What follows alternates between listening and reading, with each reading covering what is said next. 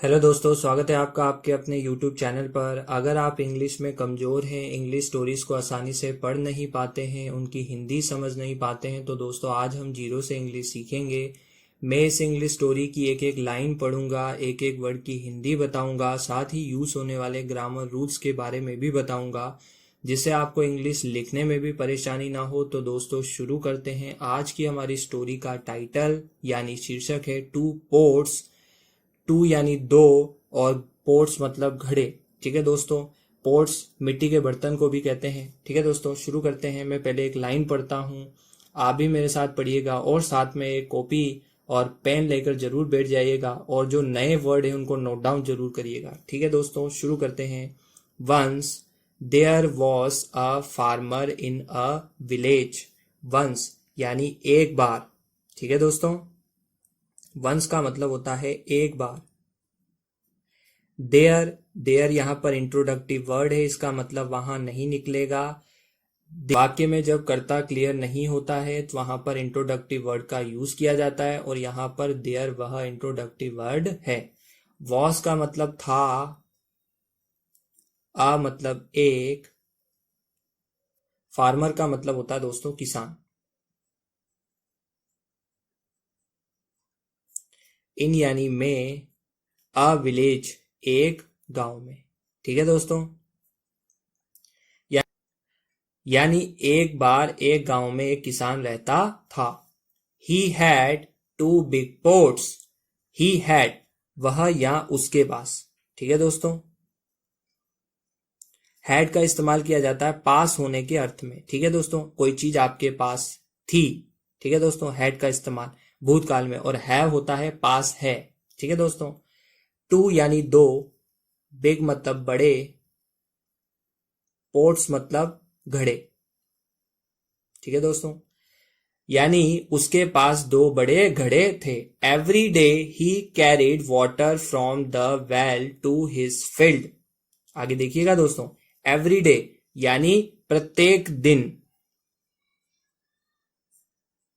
प्रत्येक दिन वह कैरिड, कैरिड का मतलब होता है लेकर जाता था। लेकर जाता था। वाटर मतलब पानी, फ्रॉम मतलब से, द वेल मतलब कुएं से। ठीक है दोस्तों, कुएं से। To his field, to his मतलब उसके, फील्ड मतलब होता है दोस्तों, यहां पर फील्ड का मतलब निकलेगा खेत। फील्ड यानी होता है खेत या क्षेत्र। ठीक है दोस्तों, यानी प्रत्येक दिन वह पानी लेकर जाता था कुएं से उसके खेत तक। One pot was perfect. अब one pot was perfect, one का मतलब होता है एक, पोट मतलब घड़ा, वॉस मतलब होता है दोस्तों था, परफेक्ट, परफेक्ट मतलब सही। ठीक है दोस्तों, सही।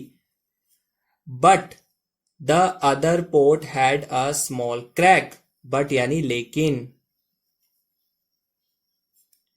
द अदर, अदर का मतलब होता है दोस्तों दूसरा या अन्य। पोट मतलब घड़ा।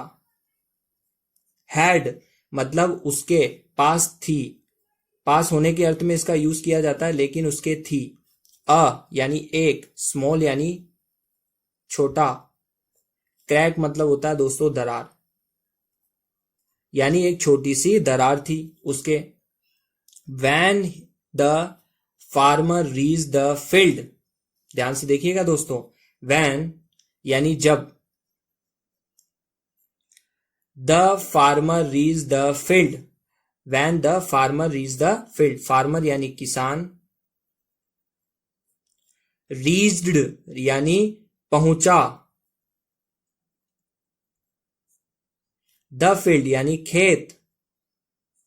The cracked pot lost half of its water on the way.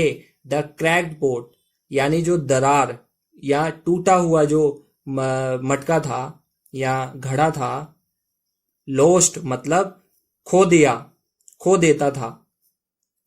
Half यानी आधा, ऑफ मतलब होता है दोस्तों का, इट्स मतलब इसका, वाटर मतलब पानी। ऑन द वे यानी रास्ते पर, ऑन द वे यानी रास्ते पर। ठीक है दोस्तों, देखिएगा दोस्तों, the perfect port sad proudly.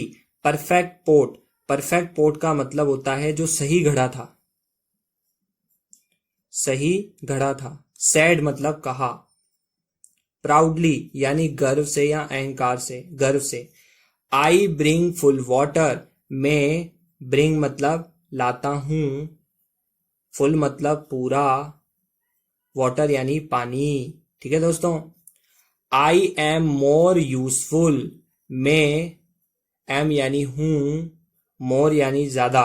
ठीक है दोस्तों, मोर मतलब ज्यादा, यूजफुल यानी उपयोगी, यानी मैं ज्यादा पानी लेकर आता हूं इसलिए मैं क्या हूं, ज्यादा उपयोगी हूं।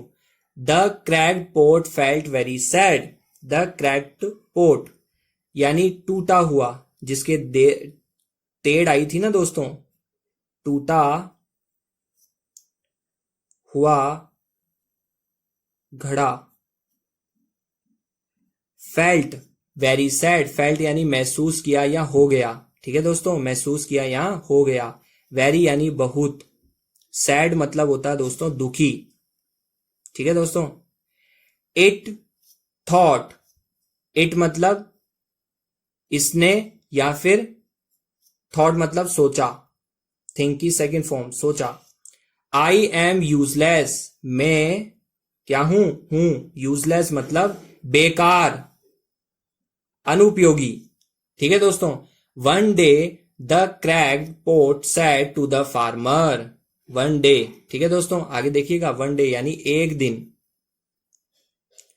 The cracked pot, cracked pot का मतलब होता है जो टूटा हुआ घड़ा है। सैड मतलब कहा, to the farmer, to the farmer यानी किसान को, किसान को, टू का मतलब को, किसान को। आई वेस्ट योर वाटर, आई यानी मैं, वेस्ट का मतलब होता है दोस्तों बर्बाद, योर मतलब तुम्हारा, वाटर मतलब पानी, मैं तुम्हारा पानी बर्बाद करता हूं। ठीक है दोस्तों, throw me away, throw me away, throw का मतलब होता है दोस्तों फेंको या फेंकना। मी यानी मुझे, अवे यानी दूर, यानी फेंको मुझे दूर। The farmer smile and sad, the farmer यानी जो किसान था, स्माइल्ड यानी मुस्कुराया। ध्यान से देखिएगा दोस्तों, बहुत ही अच्छी स्टोरी है, मुस्कुराया। एंड यानी और, सैड मतलब कहा। ध्यान से देखिएगा दोस्तों, आगे क्या होता है। Did you see the flowers on your side of the road, did you see यानी क्या। अब यहां डिड का इस्तेमाल किया गया क्वेश्चन पूछने के लिए, डिड क्या, यू यानी तुम।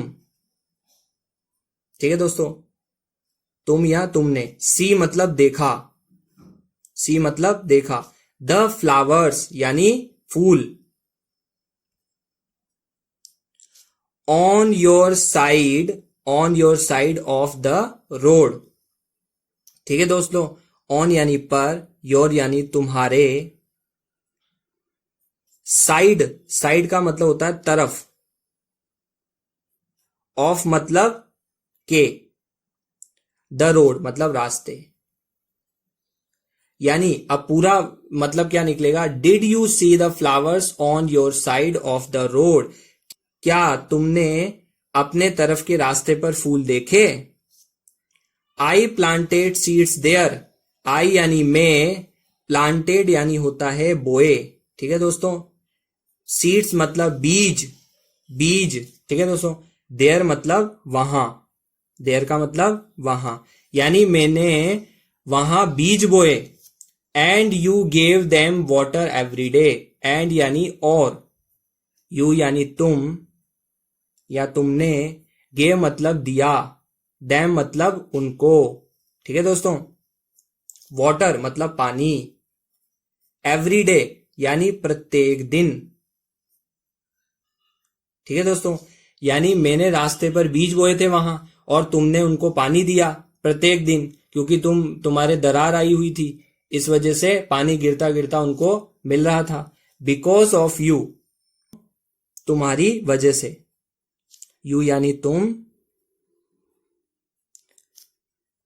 वजह से। ठीक है दोस्तों, तुम्हारी वजह से। The road is full of beautiful flowers. जो रोड है, जो सड़क है, इज मतलब है, फुल ऑफ। फुल ऑफ यानी, फुल यानी भरना, भर गए। फुल यानी भर गए। ऑफ ब्यूटीफुल फ्लावर्स, ब्यूटीफुल यानी सुंदर, फ्लावर्स यानी फूलों से। ठीक है दोस्तों, यानी तुम्हारी वजह से सड़क भर गई है सुंदर फूलों से। अब देखो दोस्तों, यहां पर शिक्षा क्या मिलती है। Moral, everyone has some weakness. Everyone यानी हर किसी, सम यानी कुछ, वीकनेस मतलब होती दोस्तों कमजोरी या कमजोरियां। यानी हर किसी के पास कमजोरियां होती हैं या हर किसी के अंदर कमजोरियां होती हैं। ठीक है दोस्तों, but every weakness also has a hidden strength. But यानी लेकिन, एवरी मतलब होता है दोस्तों प्रत्येक,